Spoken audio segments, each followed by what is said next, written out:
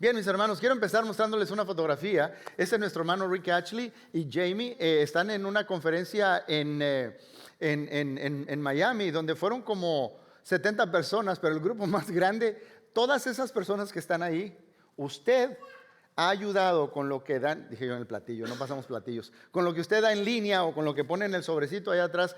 Todos esos hermanos, usted puede ver a Marlene con el bebé a un lado del hermano Rick y a nuestro hermano Manny Domínguez. Ellos acaban de empezar la semana antepasada un servicio de iglesia, hace 3 semanas en Nueva York. Pero todas esas personas son plantadores de iglesia que la iglesia de Agios apoya. Así que tenemos plantadores en iglesia desde Maine hasta San Diego, desde Portland, Oregon, Seattle, hasta Miami. Y esos son por lo que ustedes están haciendo. Yo simplemente quiero decirles, se pueden dar un aplauso, están haciendo buen trabajo. Hay que seguir apoyando todas esas iglesias. Hay muchas personas que ahora conocen de Cristo porque este grupo de personas decidieron empezar una iglesia cerca donde alguien más vivía y ahora más personas conocen el Evangelio. Eso es muy importante. Hermanos, no sé si a usted le gusta viajar, pero yo no sé si a usted le gusta cargar maletas. Y los hombres me entienden. ¿Quién es el burrito? ¿Quién es el que le toca cargar todos? Ahora hay llantitas y todo, pero a mí me gusta viajar con lo mínimo. Y cuando viajo con mi esposa siempre hay espacio porque hay que traer más cosas cuando viajamos, ¿verdad? A un recuerdito, cosas así. Pero es difícil andar con maletas y cargas y pesos y cosas así. Y yo quiero decir esto para decirles lo siguiente. Algunos de ustedes están perdiendo el futuro que podrían tener debido a todo el equipaje del pasado que vamos cargando. Hay muchos que vamos cargando cosas del pasado. Quiero contarles una historia rapidito. Hay un hombre llamado Rudy Tomjanovich. Rudy Tomjanovich, los que les gusta el básquetbol, fue el entrenador de los Houston Rockets. Él fue entrenador de básquetbol. Él fue muy exitoso. También llevó a la selección de Estados Unidos de básquetbol a una medalla de oro. Pero él no es recordado tanto por eso. Él es recordado por una noche en 1973, cuando los Houston Rockets estaban jugando contra los Lakers y hubo un altercado en medio de la cancha, una pelea, y él se fue para ayudar a sus compañeros. Y en eso de reojo ve que viene un jugador de los Lakers llamado Kermit Washington, y él se volteó y el otro le dio un golpe tan duro que le fracturó el cráneo, el pómulo y la quijada. Se dice que fue el golpe que se oyó alrededor del mundo. Y ahí se oye en el impacto del video. Años después lo estuvieron entrevistando. Y si usted puede ver esta fotografía, su cara quedó bien, ¿verdad? Pero le dicen, ¿qué tan enojado estabas con lo perdoné? Sí, no, dice, yo lo perdoné. ¿De veras lo perdonas? Sí, lo perdoné de todo corazón. ¿Por qué? Dice, yo sabía que si quería seguir adelante con mi vida tenía que soltarlo. No lo hice por él, lo hice para poder ser libre. Lo perdoné para yo ser libre. El punto de esta serie que estamos empezando, llamada Suéltalo o Déjalo Ir, es: necesitas soltar para continuar, o necesitas dejar ir para proseguir. No podemos seguir en nuestro viaje, en nuestro caminar con Cristo, si vamos cargados con maletas y con cargas y con pesos y bagaje que llevamos del pasado, mis hermanos. Y hoy quiero mencionar un tipo de carga que todos llevamos y que raramente admitimos. Esta carga que llevamos, mis hermanos, es la que menos queremos admitir que vamos cargando. Déjenme se lo digo así. Algunos de ustedes necesitan perdonar a Dios. Algunos de ustedes necesitan perdonar a Dios. ¿Suena shock lo que le estoy diciendo? Eso es lo que quiero, que sea chocante lo que acabo de decir. No, Dios no comete errores. Dios no se equivoca. Dios no peca, dice Santiago. Él no tienta ni es tentado por nadie. No estoy diciendo que tú pienses que Dios hizo algo malo. No estoy diciendo eso. Estoy diciendo que tú sientes que Dios no hizo lo que tú pensabas que era correcto. Una vez estuviste en una situación, le pediste a Dios, le dices en mi guión, este es el rol que le toca hacer a Dios, y Dios no hizo lo que tú querías. y estás enojado con él. Estás molesto con él. No estoy diciendo que tú dices que él pecó, pero tú tomaste ofensa con lo que él hizo o con lo que no hizo. Y si tú te sientes así, para empezar, hay que admitirlo. Pero si tú te sientes así, quiero que sepas que no estás solo. Bienvenido a un gran club. Bienvenido a un gran club. Y quiero, para hablar de esto, hablarles de un hombre que Jesús dijo, y yo considero que es uno de los personajes de la Biblia más espectaculares. Se llamaba Juan y era conocido como el Bautista. Juan tuvo un nacimiento similar al de Isaac en el Antiguo Testamento. Sus padres, ya avanzados en edad, por obra de Dios, nacieron milagrosamente. ¿Okay? Y Juan vino a este mundo con un propósito. Y su propósito era preparar los corazones de la gente, llamar a la gente al arrepentimiento, a que dejaran el mal, porque detrás de él viene el rey. Preparen sus corazones para recibir al rey. Yo no soy digno de desatar su calzado. Él es tan especial. Hagan actos dignos de justicia. Y Juan, mis hermanos, dice no sé en qué país, pero no tenía pelos en la boca. No, a él hablaba con la verdad a todos. Y les decía sus verdades a los fariseos. Les dice, ¿quién les ha enseñado a ustedes que se van a librar del juicio? Son unas víboras ustedes, hagan obras dignas de arrepentimiento. Él le decía la verdad a todos, incluso a las autoridades. Le dijo sus verdades a un hombre llamado Herodes. Este Herodes, cuando ya Juan es adulto, es el hijo de aquel Herodes que cuando Jesús nació, ¿se acuerda que mandó matar a todos los niños? Bueno, este otro Herodes es hijo de él. Y Herodes a veces le convenía pasar por judío, seguir las leyes judías para estar bien con la gente, y a veces como los romanos, porque él quería estar con la esposa de su hermano y la tenía como mujer. Y Juan dice, a mí no me importa, eso está mal, y tú sabes que la ley de Dios dice que eso está mal. Y lo mandó callar, lo puso en un lugar donde no podía escucharlo nadie, y lo metió en un calabozo. Lo metió en un calabozo. Entonces, desde ese calabozo, Juan manda un mensajero. Cuando lo venían a visitar, ve, dile a Jesús algo, yo quiero saber esto. Yo he venido a predicar, toda mi vida se trató de esto y ahora quiero saber si es. Dice en Mateo capítulo 11, versos 2 al 6. Juan estaba en la cárcel y al enterarse de que Cristo estaba, de lo que Cristo estaba haciendo, envió a sus discípulos a que le preguntaran, ¿eres tú el que ha de venir o debemos esperar otro? Jesús respondió, vayan y cuéntenle a Juan lo que están oyendo y viendo. Los ciegos ven, los cojos andan, los que tienen alguna enfermedad en la piel son sanados, los sordos oyen, los muertos resucitan, y a los pobres se les anuncian las buenas noticias. Dichoso, añade Jesús una frase aquí al final, dichoso el que no tropieza por causa mía. Dentro de lo que está diciéndole a Juan, dice, dichoso el que no tropieza por causa mía. Dice la traducción al lenguaje actual, Dios va a bendecir a los que me ven hacer esto y no me abandonan. Una traducción más clara de esto sería así como, bendecidos son los que no se ofenden por mí. Los que no se ofenden por mí. Mis hermanos, Jesús reconoce que es posible ser ofendido o que nosotros nos sintamos ofendidos con Dios. Jesús reconoce que es posible que tú y yo nos sintamos ofendidos con Dios. La palabra que se usa originalmente para referirse a esto es escandalizo en griego. Y la palabra escandalizo, o escandalizarse, de ahí tenemos la palabra nosotros, empezó del lenguaje de los cazadores. Y esto es una trampa, como para las aves o para cualquier animal. Cualquier trampa se le pone una carnada o algo que atraiga al animal que usted quiere atrapar. Pero también hay un pasador que se activa cuando come la carnada y se levanta la trampa y se cierra o lo que sea y queda atrapado la presa. De ahí viene la palabra. Básicamente Jesús está diciendo, ten cuidado de no tomar la carnada de la ofensa y activar el pasador de la trampa del enemigo. Jesús, mis hermanos, no está diciendo que es incorrecto tener una lucha de fe. Todos tenemos luchas de fe, ya hemos hablado de eso.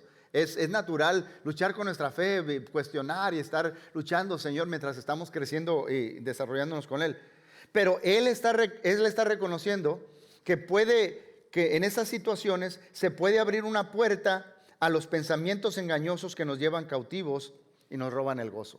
O sea, llegamos a creerle al enemigo. ¿Por qué? Jesús está diciendo aquí, tú eres bendecido o feliz cuando no llevas ese tipo de carga, cuando no caes en la trampa, cuando no te sientes ofendido. En otras palabras, tú quedarás estancado mientras sigas molesto con Dios. No vas a crecer, no te vas a desarrollar, no vas a tener todo lo plenitud que Dios tiene para ti. Te vas a quedar estancado si sigues molesto con Dios.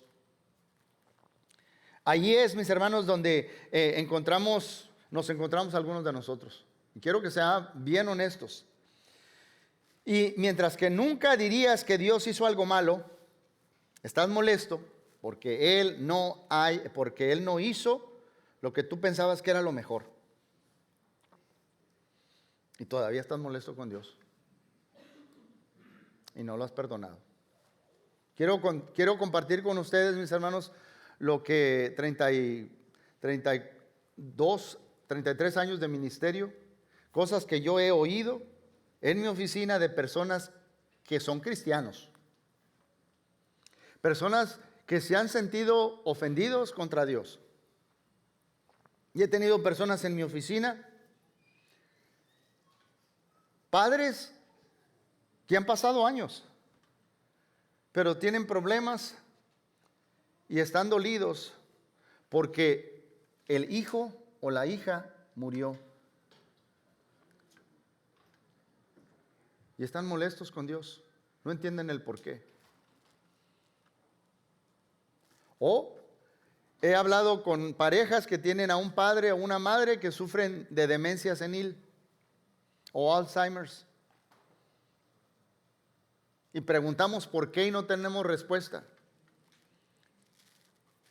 O esa joven que oraba y le pedía a Dios, sabía que sus padres tenían problemas, que no se separen, Señor, que no se separen. Y oraba y clamaba y oraba en su cuarto que no se separen. Y sus papás se divorciaron. Y no entiende por qué Dios permitió eso. O esa mujer que ha orado, deseado, anhelado ser madre y todavía sigue infértil. ¿Por qué Dios permite eso? O ese padre que le habían dado unos meses atrás una buena noticia que el cáncer estaba en remisión y fue a hacerse un chequeo después y le dijeron ha regresado el cáncer. Y está molesto con Dios. O hay padres que el hijo está perdido en el pecado, no saben de él, andan malos pasos y se preguntan por qué Dios no oye nuestras oraciones. O esa joven y ese joven, recuerdo bien, ¿por qué esa iglesia donde yo iba me hicieron daño? O esa joven que fue joven y ahora es madre de décadas, que fue abusada verbalmente y sexualmente. Y se preguntan por qué Dios permitió eso.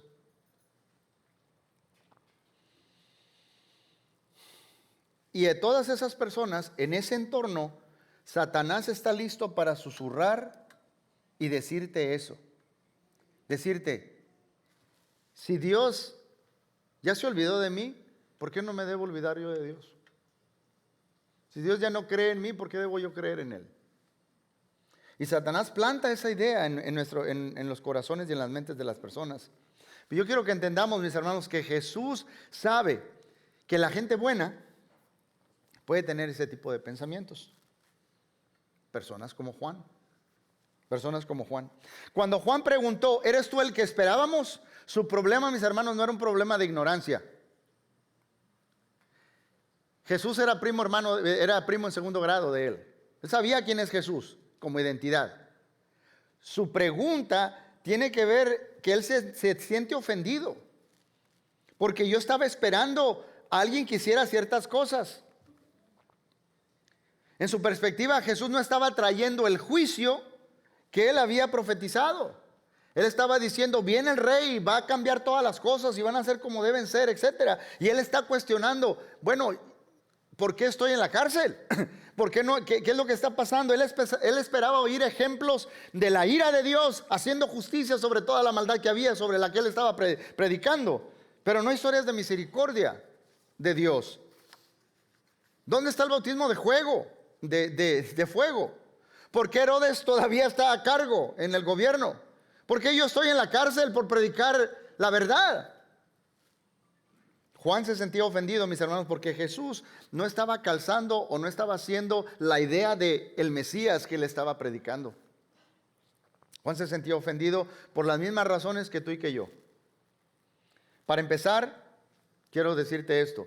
Dios no hizo lo que nosotros esperábamos o pedimos. Así como Juan. El problema de Juan, mis hermanos, es que Jesús no estaba llenando ese perfil que él esperaba. De la misma manera, nosotros nos decepcionamos cuando Dios no muestra su fidelidad haciendo su actividad que se ajuste con lo que nosotros estamos pidiendo. Estamos pasando por una crisis y pensamos, bueno, esto es lo que Dios debe hacer, y se lo pedimos. Y le dimos a Dios el guión, y Dios no lo quiso. No alineó lo que Él hace con lo que nosotros queríamos, y nos sentimos ofendidos. Seguimos, y desgraciadamente, déjeme decirlo esto claramente, hay muchos pastores en las iglesias que predisponen a la gente para que lleguen a sentirse así. ¿Por qué? Porque predican un Dios a la medida. Un Dios que está ahí como un servidor, como un mesero del universo. Que tú le das una lista de shopping y él te la llena. O como un Jack in the Box. Tú le mueves una palanquita y tiene que salir cuando tú se lo pidas. Entonces, cuando vienen las crisis, si a ti se te predica o crees en un Dios que está ahí para cumplir todos tus deseos, como y va a hacer lo que tú quieres, te vas a preparar para decepcionarte con ese tipo de Dios. Y Satanás usa tal decepción para plantar pensamientos que cuestionan la bondad de Dios. Y eso lleva a otra razón por la cual nos ofendemos, mis hermanos.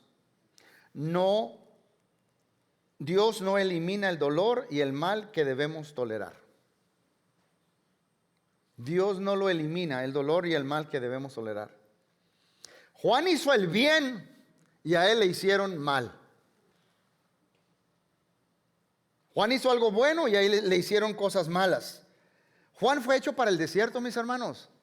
¿Dónde andaba él predicando? En el campo, no en las sinagogas. Es más, la gente iba allá a las afueras del pueblo a oírlo a hablar. Andaba vestido así con un cuero y una correa para Juan una buena comidita eran unos chapulines purgados con miel. Él estaba contento en el campo. ¿Se imagina cómo se ha de haber sentido estar en un calabozo? Lo deprimido que se ha de haber sentido estar ahí. Y nosotros, mis hermanos, no acusamos a Dios de hacer cosas malas, pero por dentro estamos molestos porque Él no cambió el curso de las cosas. Dios no jugó el rol del guión que le dimos. Y Jesús sabe, mis hermanos, que nosotros tenemos pensamientos y Él sabe cuánto nos pesan y nos afectan. Le vuelvo a decir, una fe que cree que Dios existe para darnos la vida que queremos, no nos va a sostener cuando llegue el dolor, y eso nos va a destruir. Jesús dijo que el camino a la bendición, cuando la vida se torna difícil, no es sentirnos ofendidos con Dios. Dichoso el que no se ofende por causa de mí. Bueno, ¿y cómo le hacemos para no ofendernos? Preguntas tú. Gracias por preguntar. Te voy a dar cosas de esta historia de Juan que nosotros podemos aprender. Y la primera es esta: lleva tu problema con Dios a Dios. Lleva tu problema que tienes con Dios a Dios. Cuando a Juan le hicieron mal, Él llevó las preguntas al lugar correcto. Fue a preguntarle a Jesús, ¿qué está pasando? ¿Eres tú o no?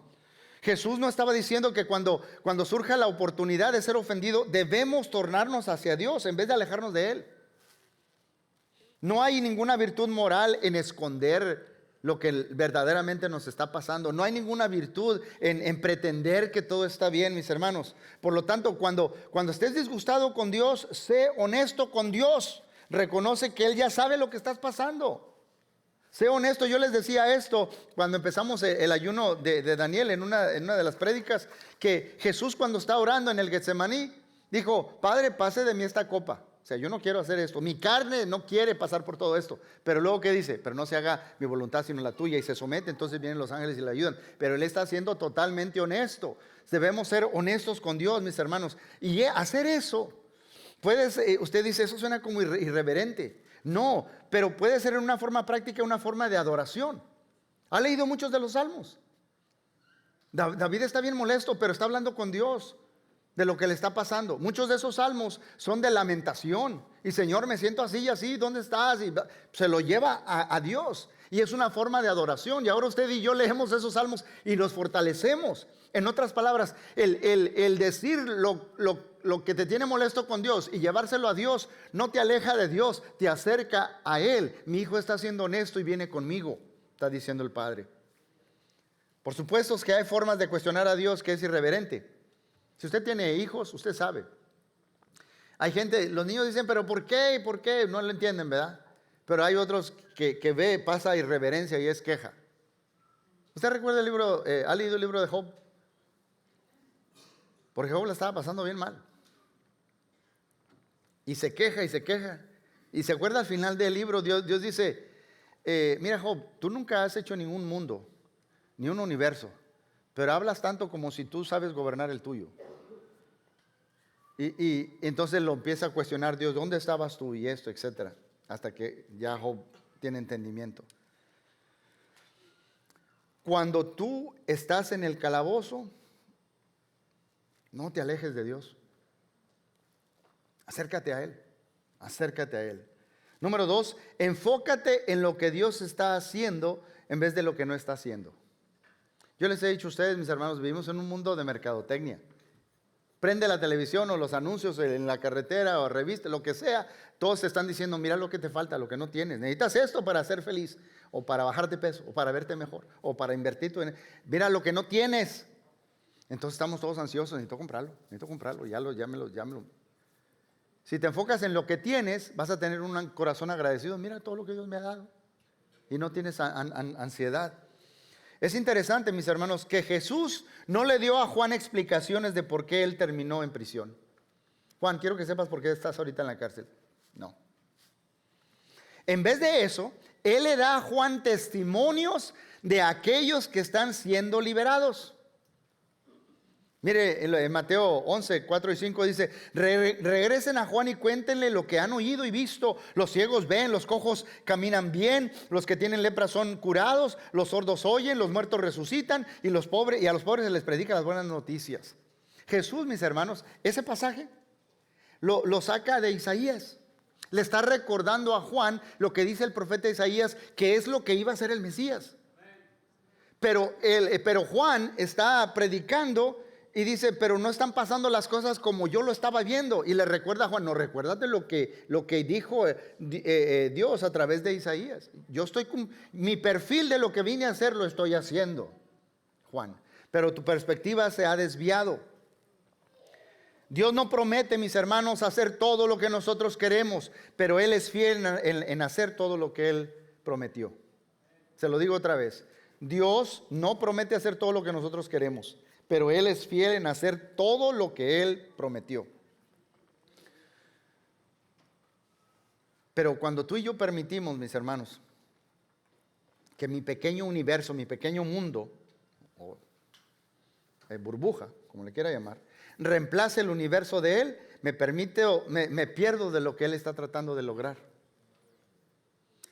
Mi hermana, que está aquí presente, mi padre, yo les he contado, vino a Cristo ya cuando estaba en sus 60s, entregó su vida al Señor.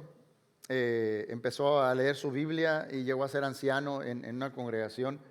Pero mi padre empezó a tener lagunas mentales y desarrolló Alzheimer's. Y recuerdo pasar por etapas donde él se enojaba, ¿dónde dejé las cosas? Pero yo pensaba que ya había venido, y luego se enojaba, pues, ¿por qué me quitaron esto? ¿O por qué no me dan de comer y acaba de comer hace rato? Y fue afectado. Después sufrió un derrame cerebral y se paralizó parte de su cuerpo. Ya no podía comer, se le olvidó tragar, la comida era líquida, después ya tenía un puente. Pero él estuvo en cama. Y mis hermanas aquí presentes, Margarita, Olga y mi cuñado Eduardo, que es mi hermano, lo amo porque él hizo todo lo que yo debería hacer si estuviera ahí. Ellos estuvieron al cuidado de mi papá y lo volteaban de un lado cada 2 horas y lo volteaban del otro por años. Mi hermana mayor, que está aquí presente y no me deja mentir, porque es la hermana mayor y yo la respeto, tengo que hacerle caso. Ella me pedía, manito, ora. O sea, mi papi está listo para irse con el Señor. Le espera un cuerpo glorificado y entonces, ¿para qué tenerlo aquí más tiempo? Y yo le decía, yo oraba. Finalmente le dije a mi hermana varias veces, pues no importa cómo ore, todos nuestros días están contados, no se va a ir antes ni después, y quizás Dios tiene algún propósito, yo no lo entiendo. Pero llevar mis preguntas a Dios no me alejó de Dios. ¿Por qué eres así? ¿Por qué sufre mi papá tantos tiempos? No me alejó de Dios cuestionar eso, me acercó a Él y me empezó a dar una paz en todo ese proceso. Jesús dice que aún en el calabozo nosotros podemos ver que Dios está actuando y confiar en que Él tiene propósitos. Ahora mi hermano estuvo en esta boda, ¿verdad? Dios está trabajando todavía. Tercero, entiende que el entendimiento llega en el tiempo de Dios. Que es que yo tengo preguntas que no tengo respuestas. Va a llegar en el tiempo de Dios. Mis hermanos, Juan no entendió en ese momento que su fidelidad inspiraría a los discípulos del Mesías por generaciones. Eso estamos leyendo y hablando aquí de Juan y nos inspira que él llevó sus preguntas al lugar correcto, que él se enfocó en lo que Dios estaba haciendo y que en el tiempo le va a llegar. Hay otros que no. Job no entendió en su tiempo de sufrimiento que él estaba siendo exaltado por Dios. Y nosotros leemos a Job y nos fortalece. Y piensa en todas las veces y las acciones que José pudo estar enojado con Dios. ¿Usted recuerda a José en el Antiguo Testamento? ¿Saben quién es José, verdad? Sí, los que dice, ¿cuál? ¿El que era esposo de María? No, hay otro. Okay. ¿Y cómo puedo saber? Pues lea desde la mitad del libro de Génesis hasta el final. Yo le aseguro que esto está mejor que cualquier telenovela o película de Netflix que usted vaya a ver. José, su papá, como era el favorito, ya empezamos con problemas. Era una familia disfuncional. Su papá le dio un traje bien bonito a él, no a los hermanos. Y los hermanos le tenían envidia. Entonces, un día que lleva comida donde están allá cuidando las chivitas o las cabritas, no, los borreguitos, perdón. Allá les lleva comida, lo ven, le tienen tanta envidia y dicen, vamos a matarlo. Y tenemos un calabozo. Y un hermano de ellos, pobrecito mi hermanito, no, saquemos. Mira, hay una caravana que va para allá, ¿por qué no lo vendemos? Y saquemos algo, ¿verdad? Ahí muerto no sacamos nada. Lo vendemos y sacamos dinero. Agarran la túnica, la llenan de sangre, se la llevan al papá. Mira, encontramos esto, a lo mejor una fiera. Y allá va, cruza el río y llega a Estados Unidos, a Egipto. Allá donde comen sin sal, donde la gente es de una tez diferente y hablan otro idioma. Yo creo que él estaría bien enojado con sus hermanos. Llega, lo compra otro hombre en el mercado para que sea su criado, y la esposa de este hombre se quiere acostar con él. Y José dice, no voy a ofender a Dios, y huye de esa tentación. Uno diría, Dios va a estar bien, Dios está contento con él, Dios va a estar contento conmigo por hacer esto. Pero no, termina en la cárcel. Si yo fuera José, estuviera enojado con Dios. ¿Por qué ahora termina en la cárcel? ¿Qué he hecho de malo? Nada, soy bueno. Él sabe interpretar sueños. Un panadero tiene un sueño y un copero tiene un sueño. El del panadero, pobrecito. El del copero dice, pues vas a regresar a trabajar con el faraón allá en el gobierno. Cuando llegues allá, pues acuérdate de mí, ¿no? Échale una palabra para salir yo de la cárcel. Se olvidó de él. Sí, yo sé que usted tiene historias. Vine aquí con mis familiares y dice Proverbios que más amigo es uno que el hermano, ¿verdad? A veces. Pero, ¿sí me entiende? Y se olvidó de él. Se olvidó de él. Yo creo que había muchas razones para estar enojados con Dios. Pero usted sabe que cuando el rey tiene este sueño y nadie, todos sus sabios, nadie se lo puede decir, el copero dice, yo conozco a alguien, pues ya está en la cárcel, pues tráelo para acá. Y luego llega a ser el segundo más importante en el imperio más poderoso del mundo. Hay abundancia, 7 años de abundancia, 7 años de carestía. Ya vienen los hermanos de José que lo habían vendido. Tenía 17 años cuando estaba chiquito, ¿verdad? Ahora ya ni lo conocen. Ahora hasta habla inglés, egipcio. Y se ve diferente la cara, ya le cambió. Y no lo reconocen. Y él pudiera estar bien enojado. Y los puede meter todos a la cárcel o hacer lo que él quiera. Pero mire lo que dice en Génesis capítulo 50, verso 20. Ustedes, cuando ya se revela a ellos, es una escena bien bonita. Ustedes se propusieron hacerme mal, pero Dios dispuso todo para el bien. Él me puso en este cargo para que yo pudiera salvar la vida de muchas personas. Encontró un propósito. Encontró un propósito en lo que Dios estaba haciendo. No lo entiendo, Señor. No entiendo lo que, Señor, ¿por qué? ¿Hasta cuándo, Señor? Pero iba a Dios y finalmente vio el propósito. José comprendió las cosas al pasar del tiempo. Juan lo entendió. ¿Se acuerdan de lo decapitaron? Cuando llegó a la gloria. A veces lo vas a entender aquí, a veces lo vas a entender después, pero lo vas a llegar a entender. Nunca nos deshaceremos de las cargas, de las ofensas, si esperamos que un Dios infinito reduzca sus vastos caminos de hacer las cosas solo a aquellas que yo me imagino que Él puede hacer.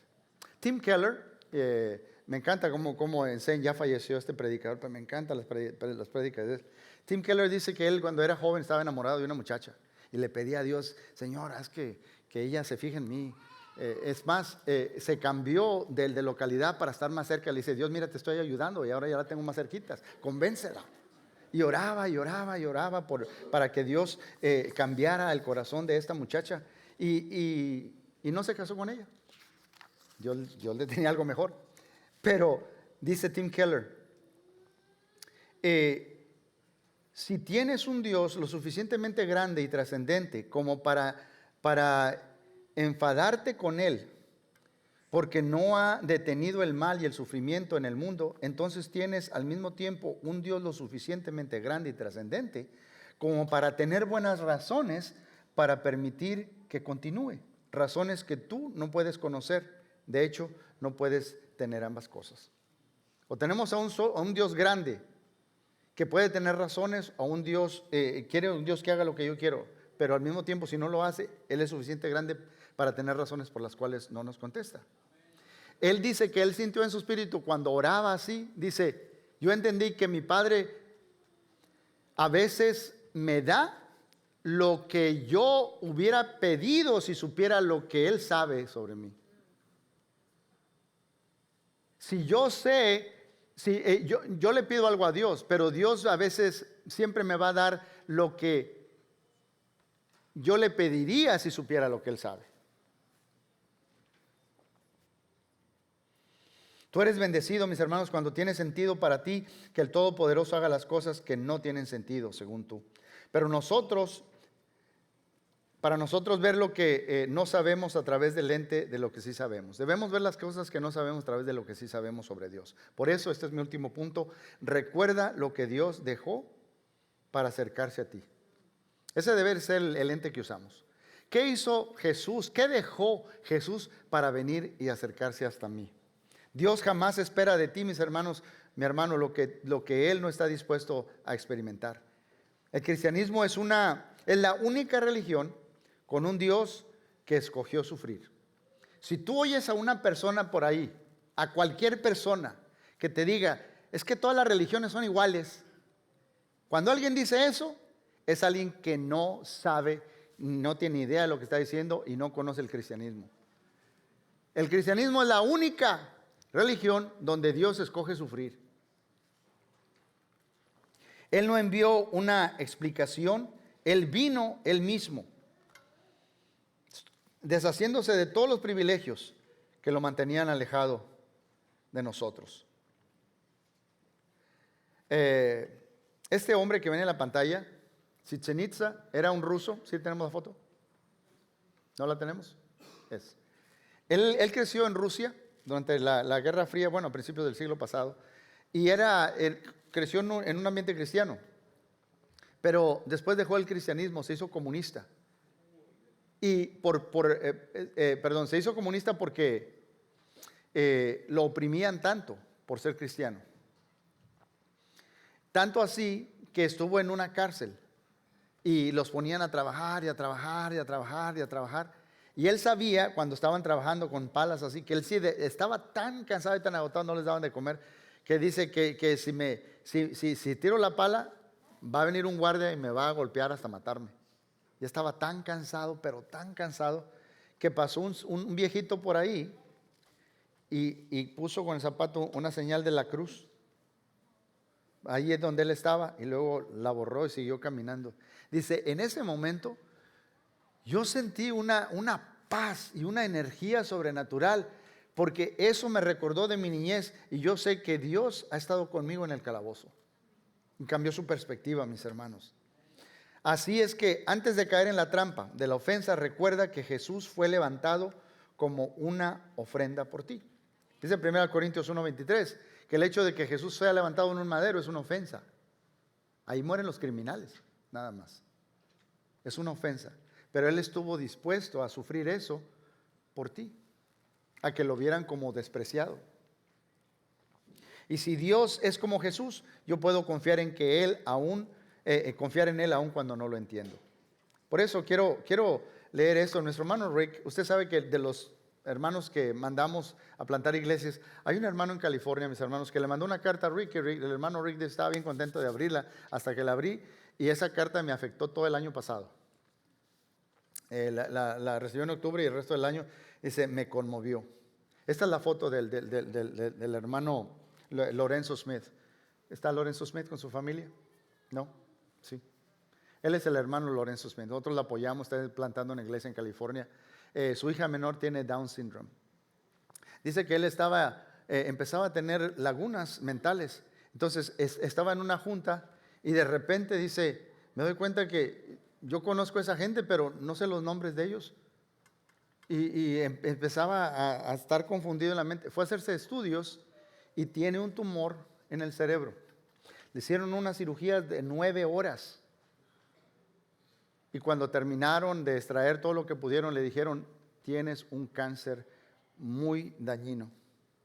Te quedan 12, 16 o quizás 24 meses de vida. Vas a morir. Y dice, lo más seguro es que vas a morir. Y él dice, he estado orando a Dios. Me preocupa mi esposa, mis hijas, y me cuestiono tantas cosas. Pero quiero leerles una parte de la carta que él escribió a nuestro hermano Rick, el hermano Lorenzo Smith, pastor principal de Collective Church en California. Él dice, a pesar de mi tristeza, confío plenamente en Dios. Es interesante cómo la tristeza y la confianza pueden coexistir sin mezclarse ni anularse mutuamente. Mi tristeza no significa que no confíe en Dios, y confiar en Él no significa que todo esté bien. Significa que confío en Él en medio de esta horrible situación, y es reconfortante que eso sea posible. Los médicos me dicen lo que para ellos es obvio, que es probable que muera, que en esencia es una certeza.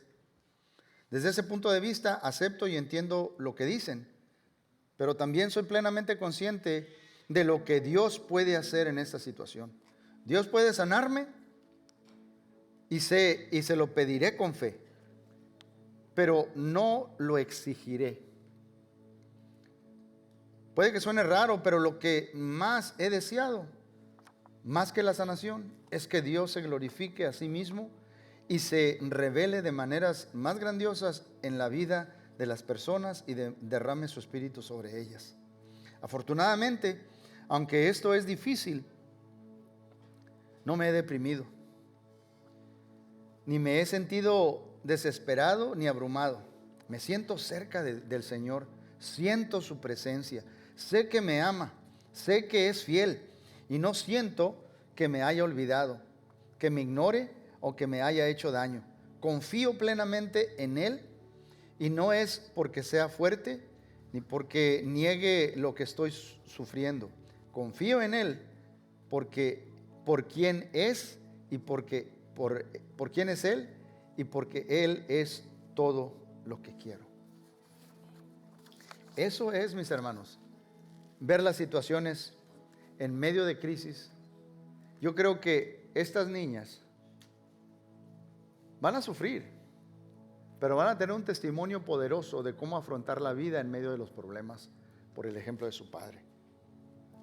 El hermano Rick dice: mi esposa y yo vamos a visitarlo a esta primavera y yo quiero que se unan todos orando por nuestro hermano Lorenzo Smith. Pero él quiere que Dios se glorifique. Entonces vamos a orar todos que Dios lo sane. Pero si Dios se va a glorificar más llevándoselo a casa con él, que se haga su voluntad, pero vamos a orar por sanidad. Entonces, mis hermanos, ¿qué les quiero decir? Suelta tu ofensa con Dios. Déjalo ir. Déjalo ir. Y entiende esto: Dios no tiene planes de soltarte a ti. Los que Dios me ha dado en la mano, dice Jesús, en los que me ha dado el Padre yo no los suelto. Vamos a ponernos de pie para hacer una oración. Quiero que hagas esto. Quiero que cierres tus manos. Cierra los ojos, pero cierra los puños de tus manos. Y quiero que ores por algo que el Espíritu Santo en este momento va a traer a tu mente. ¿Te sientes ofendido contra una persona? O más que nada, ¿te sientes ofendido con Dios porque Él no contestó, porque Él no hizo, porque esa oración que has pedido por años y no hay solución o no la has visto todavía? Llévale tu necesidad a Dios, enfócate en lo que Él sí está haciendo y reconoce que la respuesta llega a su tiempo, y recuerda en todo lo que Jesús hizo para acercarse a ti. Y luego suelta, abre tus manos, pero llévale a Dios eso que tienes y en un momento específico abre tus manos.